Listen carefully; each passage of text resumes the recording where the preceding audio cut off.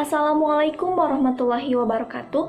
Kami dari kelompok 5 kelas 12 MIPA 7 yang beranggotakan Putri Oktaberlia, Rachida, Reza, Riana. Ripan. Kami di sini akan mempresentasikan tentang materi pelanggaran hak dan pengingkaran kewajiban warga negara. Oke, tugas kedua mata pelajaran PKN. Selamat menyaksikan.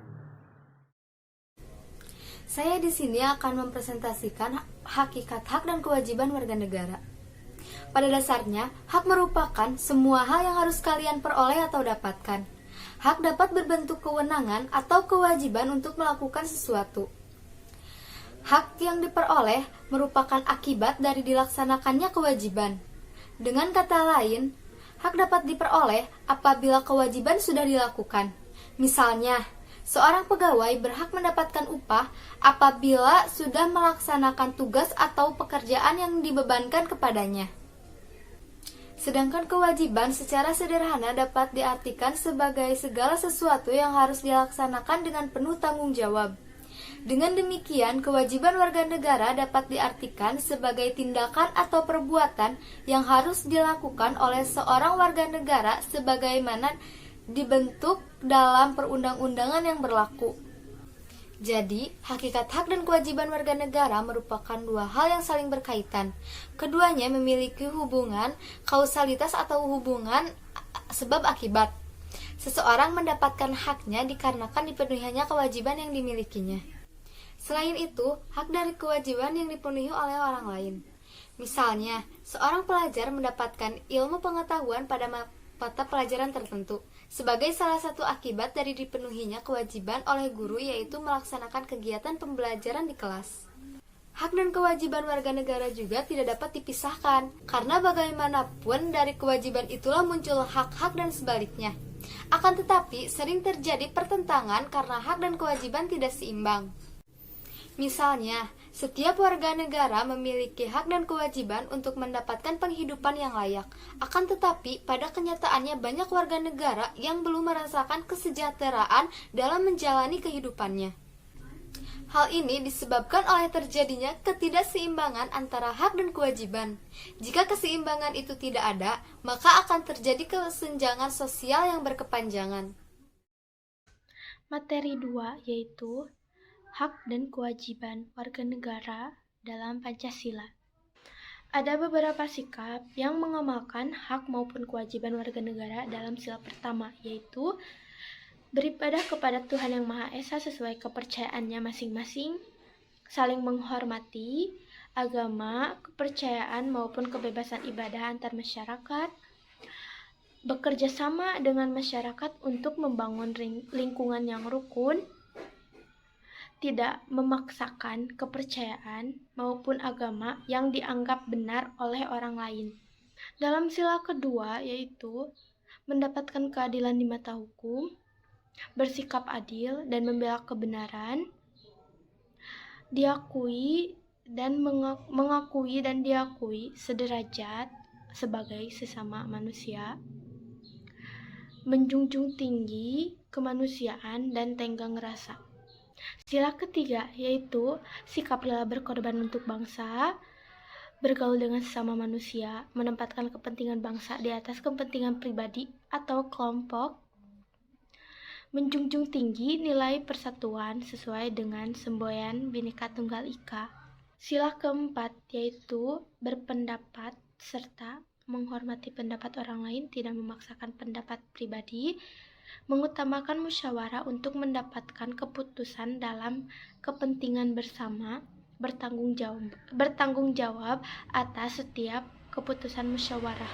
Sila kelima yaitu memiliki secara perorang serta menghormati orang lain, melakukan hal yang serupa, senantiasa bekerja keras, serta menjauhi sifat boros atau bermegah-megahan, saling menghargai hasil karya orang lain, saling memberi pertolongan kepada orang yang membutuhkan. Hak dan kewajiban merupakan suatu yang tidak dapat dipisahkan. Akan tetapi, terjadi pertentangan karena itu terjadi karena pemerintah dan para pejabat tinggi lebih banyak mendahulukan hak daripada kewajiban. Keadaan seperti ini, maka tidak ada keseimbangan antara hak dan kewajiban. Untuk mencapai keseimbangan antara hak dan kewajiban, yaitu dengan cara mengetahui posisi kita sendiri. Sebagai seorang warga negara harus tahu hak dan kewajiban. Seorang pejabat atau pemerintah pun harus tahu hak dan kewajiban. Jika hak dan kewajiban seimbang dan terpenuhi, maka kehidupan masyarakat akan aman sejahtera. Sebagai telah ditetapkan dalam Undang-Undang Dasar 1945 pada pasal 28 yang menetapkan bahwa hak warga negara dan penduduk untuk berserikat dan berkumpul, mengeluarkan pikiran dengan lisan maupun tulisan, dan sebagai syarat-syarat akan diatur dalam undang-undang. Saya akan menjelaskan tentang pelanggaran hak dan pengingkaran kewajiban warga. Setiap warga negara memiliki hak dan kewajiban yang bersifat timbal balik terhadap negaranya. Begitu juga sebaliknya, negara memiliki hak dan kewajiban terhadap warga negaranya. Akan tetapi, dalam pelaksanaannya terkadang mengalami beberapa masalah. Masalah yang sering terjadi adalah pelanggaran terhadap hak warga negara. Pelanggaran hak warga negara terjadi ketika warga negara tidak bisa memperoleh akses sesuai dengan ketepatan undang-undang. Pelanggaran hak warga terjadi akibat pengingkaran terhadap kewajiban, baik pengingkaran kewajiban yang dilakukan oleh pemerintah maupun oleh warga negara sendiri. Bentuk pelanggaran hak warga negara dijelaskan bahwa ada beberapa bentuk pelanggaran terhadap hak warga negara, yaitu 1. Penangkapan dan penahanan seseorang demi menjaga stabilitas tanpa berlandaskan hukum. 2. Penggunaan budaya kekerasan untuk menindak warga yang dianggap melakukan tindak ekstrem yang dinilai oleh pemerintah dapat mengganggu stabilitas, keamanan, dan membahayakan kelangsungan hidup warga negara. Pembungkaman kebebasan pers dalam cara mencabut SUP, khususnya terhadap pers yang dianggap mengkritis kebijakan pemerintah dengan dalih mengganggu stabilitas keamanan. 4. Hukum mati. Bentuk hukuman ini dianggap kontroversial, sebab setiap manusia memiliki hak untuk hidup. Dan untuk bentuk pengingkaran kewajiban warga negara. Pelanggaran hak warga negara salah satunya disebabkan oleh pengingkaran kewajiban warga negara. Bentuk tindak yang mencerminkan pengingkaran kewajiban warga negara antara lain seperti membuang sampah, tidak membayar pajak, merusak fasilitas, sering mencoret-coret bangunan umum, merusak, dan tidak berpartisipasi dalam usaha pertahanan, tidak menaati hukum lalu lintas, seperti tidak memakai helm, tidak memiliki SIM, tidak memiliki rambu lalu lintas, dan lain sebagainya. Di sini saya akan menjelaskan mengenai upaya penanganan pelanggaran hak dan pengingkaran kewajiban warga negara. Yang pertama, supremasi hukum dan demokrasi harus ditegakkan. Yang kedua, mengoptimalkan peran dari lembaga-lembaga selain lembaga tinggi negara. Yang ketiga, meningkatkan kualitas pelayanan publik. Yang keempat, meningkatkan peran serta pengawasan dari masyarakat dan lembaga politik. Yang kelima, meningkatkan penyebarluasan prinsip-prinsip kesadaran bernegara kepada masyarakat melalui lembaga pendidikan formal maupun non-formal.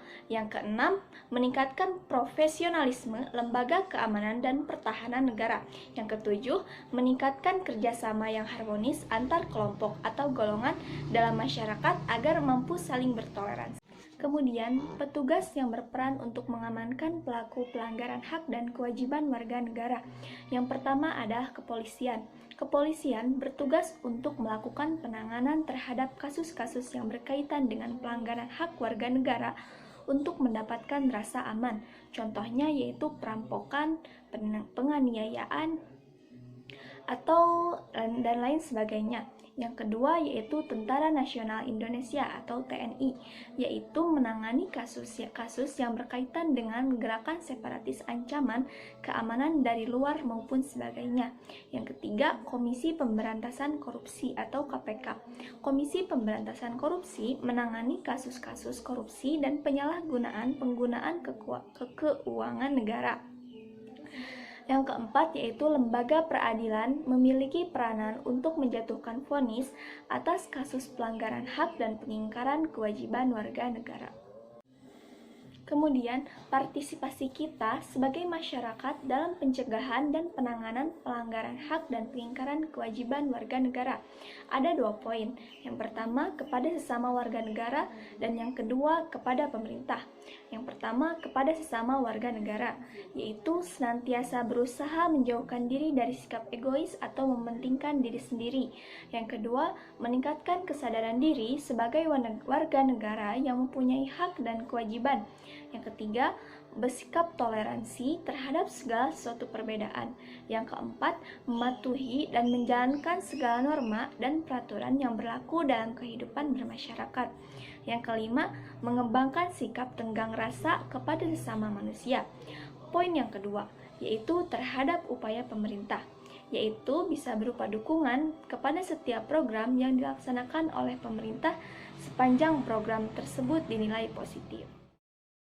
Jadi kesimpulan dari upaya penanganan pengingkaran hak dan kewajiban adalah hak dan kewajiban warga negara merupakan 2 hal yang saling berkaitan. Keduanya memiliki hubungan kausalitas atau hubungan sebab akibat. Seseorang mendapatkan haknya dikarenakan dipenuhinya kewajiban yang dimilikinya. Hak dan kewajiban warga negara juga tidak dapat dipisahkan karena bagaimanapun dari kewajiban itulah muncul hak dan sebaliknya. Akan tetapi sering terjadi pertentangan karena hak dan kewajiban tidak seimbang.